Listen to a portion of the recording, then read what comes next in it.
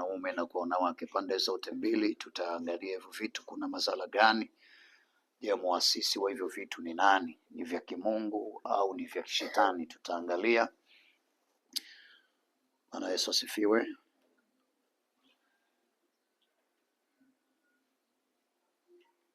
Lakini tutaangalia madhara ya walioshiriki tendo la ndoa wenye wakati wa hedhi. Bwana Yesu asifiwe. Bwana Yesu asifiwe. Tuna wanawake wengi mko hapa, kwa tutaangalia madhara ya washiriki, manake wanaume kwa wanawake, ila muhusika ni mwanamke anapokuwa kwenye mzunguko wa hedhi, anaposhirikiana tendo la ndoa na mwanaume. Yeye mwanamke ana madhara yepi na yeye mwanaume ana madhara gani? Utaangalia madhara ya kiroho na madhara ya kimwili. Yesu asifiwe. Kwa kona zote nitajaribu kuelezea kwa kimwili na kiroho. Bwana asifiwe. Madhara, tutaanza kuangalia uzazi wa mpango. Uzazi wa mpango una njia ngapi? Sasa nifundishe kwa maswali.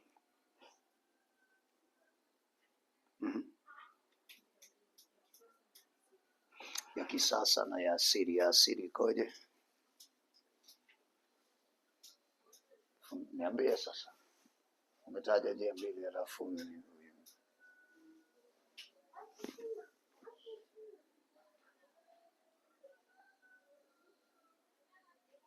mlivyojifunza shuleni, lakini sasa hivi nazidi, nimefika kwenye 5, ila kuu mbili ile imegawanyika kwenye makundi 5.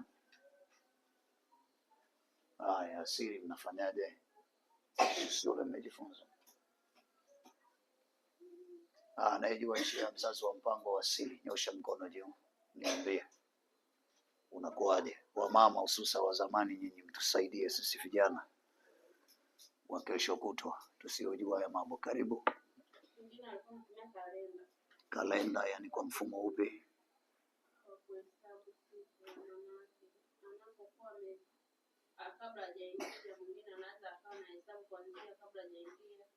Okay, asante.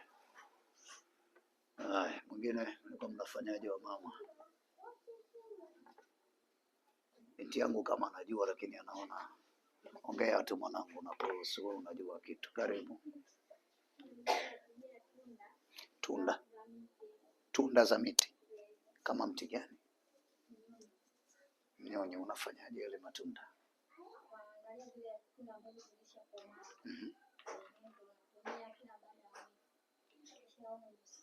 Anakishaingia kwenye mzunguko wa hedhi, akimaliza anachukua zile anatumia. Ana kama chakula au kwa nini? Anameza. Kwa ina uwezo wa kuzuia ujauzito.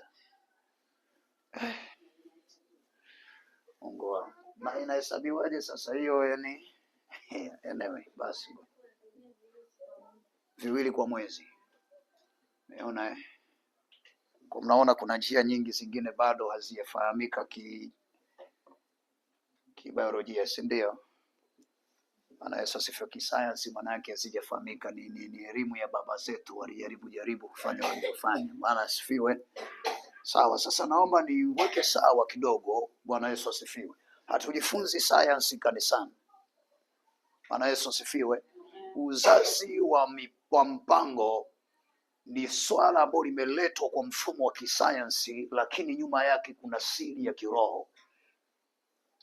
Kwa unapozungumzia vitu hivi, usiweke kwamba mchungaji anatufundisha vitu vya hospitali kanisani. No.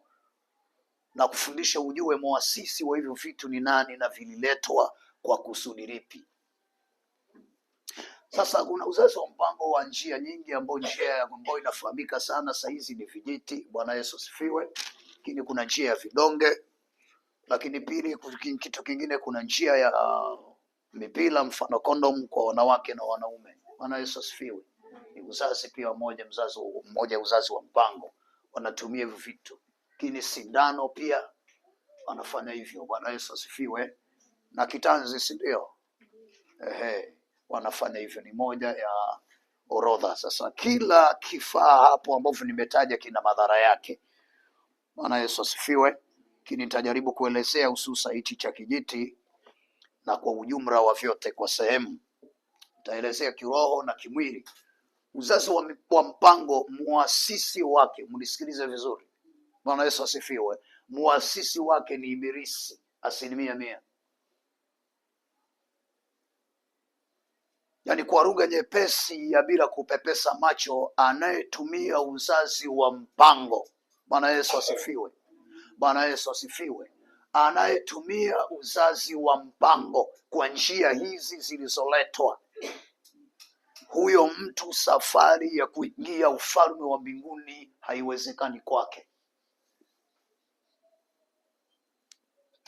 Ni siri ya giza iliyojificha. Kidunia ilikuwa na lengo kuu moja, ni kuwafanya Waafrika wasizaliane kwa wingi, kwa hofu ya wazungu kutawaliwa na Waafrika. Nakupa siri ambayo usiijua sasa. Kwa kuwa mifumo ya kutawala dunia, ukitafuta mataifa yanayotawala dunia, Bwana Yesu asifiwe, mfumo wa kwanza unaotawala dunia ni mfumo wa wingi wa watu. Mataifa makubwa yanayotajwa yanayoitawala dunia, ikiwemo taifa la China. China lina idadi kubwa ya watu wengi.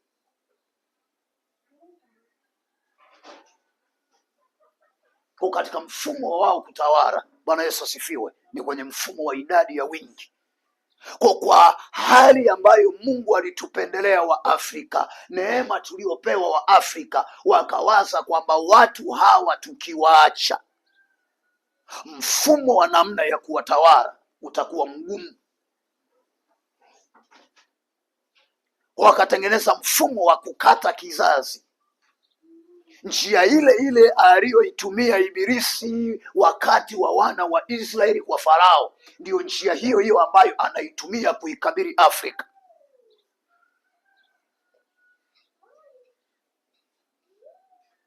Bwana asifiwe. Nikisema Farao mnaelewa. Wana wa Israeli walipoongezeka kwenye nchi ya Misri, Mungu Farao alisemaje? Alisema hawa uzao wao ni mwingi, na tutakapoacha, watakapozidiana, watakuja kuungana na mataifa mengine, kisha watatuondolea nchi yetu, watafanya vita na sisi na kutushinda. Kwa hivyo tufanye nini? Akizaliwa mwanaume uawe, akizaliwa mwanamke aachwe. Sasa mwanamke ana uwezo wa kuzaa bila mwanaume? Manake mbegu inapunguzwa, kwamba wanaume wauawe. Manake kwa rahisi, kwa lugha nyepesi, walikuwa tayari kuishi na wanawake na sio wanaume, kwa sababu kama kila mtoto wa kiume anazaliwa auawe, manake uwe na hakika kwamba haiongezeki mbegu, wanaume hawaongezeki. Hao waliosalia watakufa wote, wataisha, patakosekana wanaume. Pakikosekana wanaume, uzao umefungwa, mwanamke hawezi zaa tena, isipokuwa wazaliane kwa mfumo wa Kimisri. Ilikuwa ni ajenda ya kishetani 100%. Sasa huo mfumo umeletwa mpaka wakati wa sasa kwa kutengeneza namna ya kuleta uzazi wa mpango. Bwana Yesu asifiwe. Bwana Yesu asifiwe. Kuleta uzazi wa nini? Uzazi wa mpango. Kuni mbinu ya kishetani iliyokuwa na kusudi la kimwili kwa namna hiyo. Kusudi la kiroho kwenye uzazi wa mpango, nisikilize sasa, na kuleta kwenye kusudi la kiroho. Kusudi la kiroho ni kuwaingiza wanadamu kwenye maagano ya kishetani, kwenye dhambi ya uuaji.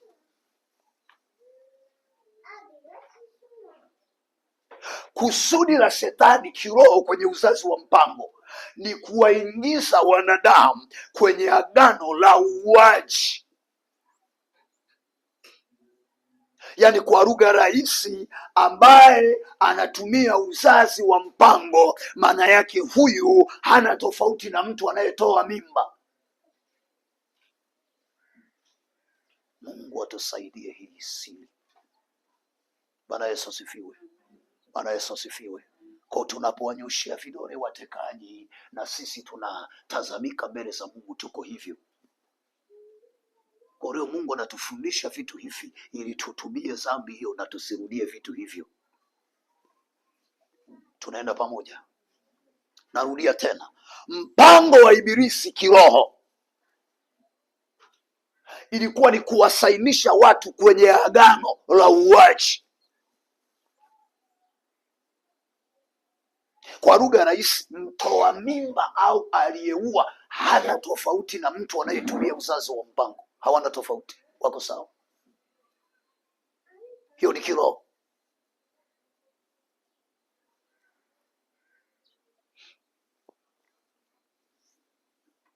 Kwa hiyo zara la kwanza kiroho, huyu mtu anasaini mkataba wa uuaji. Kwa lugha nyepesi, huyu mtu ni muuaji. Sasa usifikirie ni kwa mwanamke, usifikiri ni kwa mwanamke peke yake, usifikiri ni kwa mwanamke peke yake. Nimekuambia uzazi wa mpango sio swala la mwanamke peke yake. Wanaume tupo, sio swala la wanawake peke yao.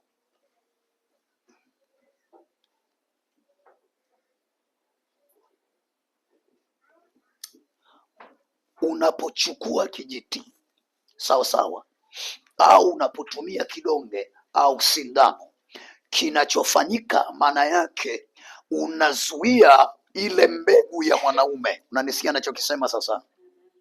Unanisikia nachokisema hapa? Usiseme kuna watoto wadogo, ndio maana tumeuliza hapa, jibu na shangali inatoka, manake wanajua. Amina.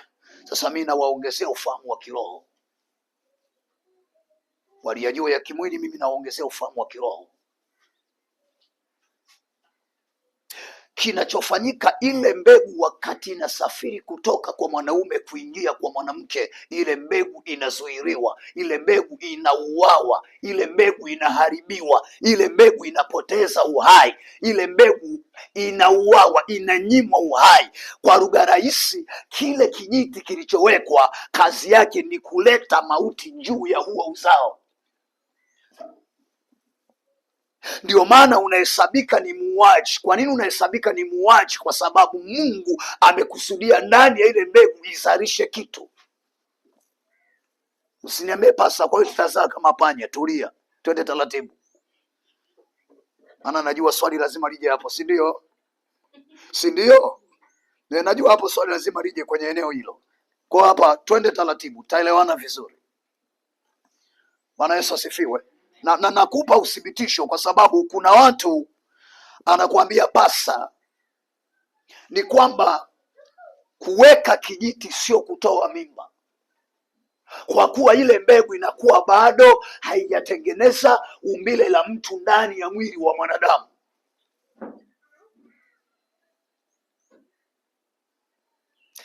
Mbegu ya muhindi ni maharage,